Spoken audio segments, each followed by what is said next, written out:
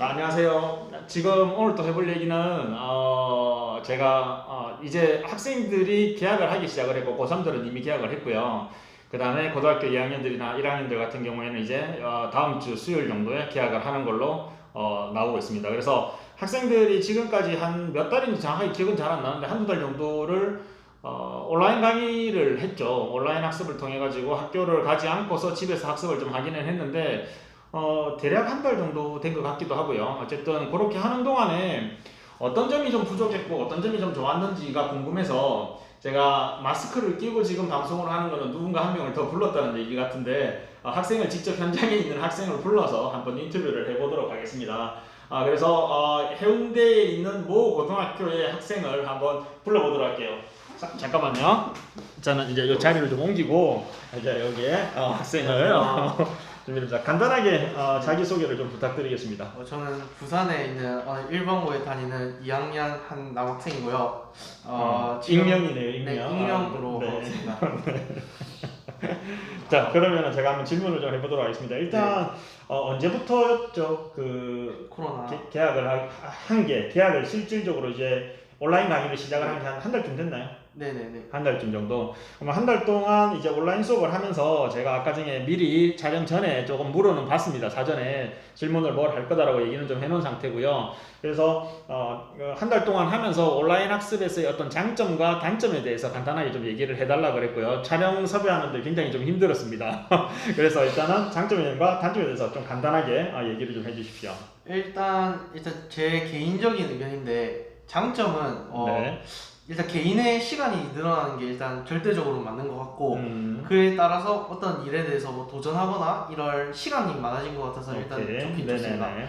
근데 그 단점으로는 그 시간을 이용할 이런 사회적 분위기나 그런 어떤 느낌이 잘 구성되지가 않아가지고 네. 이게 도전할 기회는 막상 있으나 약간 그런 의지가 잘 안 생기는 게 맞았던 것 같고 그거는 학생이기 때문에 나타나는 문제일 수도 있겠네요. 그러니까 네. 아직 어리기 때문에 기본적으로 시간이 좀 여유 시간이 있다라는 얘기는 학생이 지금 하고 있는 얘기 같은 경우에는 기본적으로 학교에 이동하는 동선이라든지 또는 수업을 또 정확하게 안 들으면서 시간을 좀 여유를 냈을 수도 있겠네요. 그죠? 자, 그래서 어쨌든 학습적인 온라인 학습상에서의 어떤 집중력이나 이런 부분 문제가 좀 있기 때문에 학생들 개인 입장에서 봤을 때는 시간이 좀 남는 것 같기는 한데 그거를 이제 잘 활용하지는 못했다라고 얘기를 하는 얘기였던 것 같습니다. 일단 물론 학생의 개인적인 네. 얘기일 수도 있고 그 다음에 또 친구들과 얘기를 해봤을 때 전반적인 어떤 학생들의 얘기했을 수도 있는데요.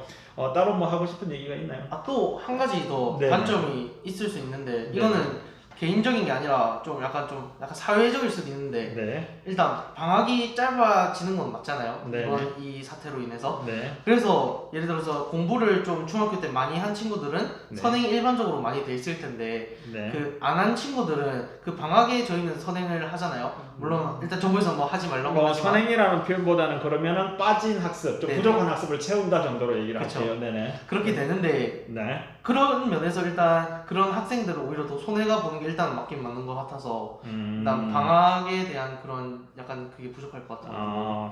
근데 그 얘기했잖아요. 코로나 사태부터 지금 이 시간을 잘 보내자. 제대로 못 보냈나 보네요. 약간 그런 일단 알겠습니다. 그럼 인사하시고 제가 마무리를 좀 하도록 하겠습니다. 네, 감사합니다. 네.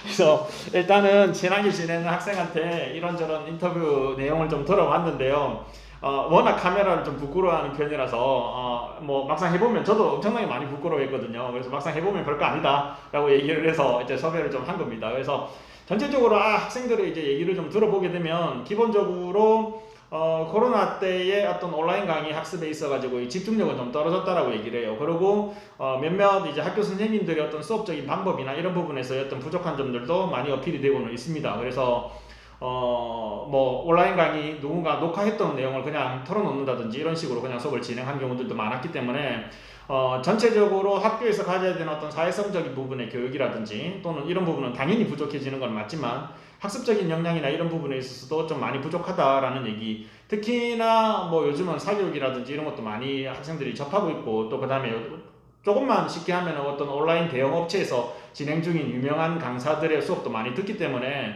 수업적인 비교가 좀 많이 될 수밖에 없었겠죠. 그래서 좀 더 학교 선생님들한테 어떤 약간의 어떤 실망감을 토로하는 경우들도 굉장히 많이 있었습니다. 이런 부분들을 좀 개선하기 위해서는 하나 먼저 학교 선생님들한테 좀 얘기 드리고 싶은 거는 공부를 좀 많이 하셔야 돼요. 그래서 기본적인 내용을 가르치는데 사교육보다 실력이 좀 뛰어나다라고 한다면 학생들이 사교육을 안 찾겠죠. 사교육이 없어져야 된다 말만 하지 마시고 저도 없어져야 된다고 생각하는 편이거든요. 그래서 사교육이 없어지기 위해서는 기본적으로 학교 선생님들이 학습적인 부분에서의 어떤 부족한 아이들의 어떤 욕구를 충족시켜 줄 수 있을 정도까지 조금만 공부하시면 돼요. 조금만 공부하시면 학생들보다 1년, 2년 지나고 나면 당연히 경력이 쌓이고 캐리어가 쌓이기 때문에 잘할 수밖에 없어야 되는 게 사실인데 지금 현실은 그렇지 않죠. 그냥 안정적인 직장처럼 학교 선생님들이 학교를 다니고 있기 때문에 그런 문제점들이 생기지 않나라고 생각을 합니다. 그래서 선생님들의 어떤 약간의 어떤 자각이나 그런 것들도 필요하실 거고요.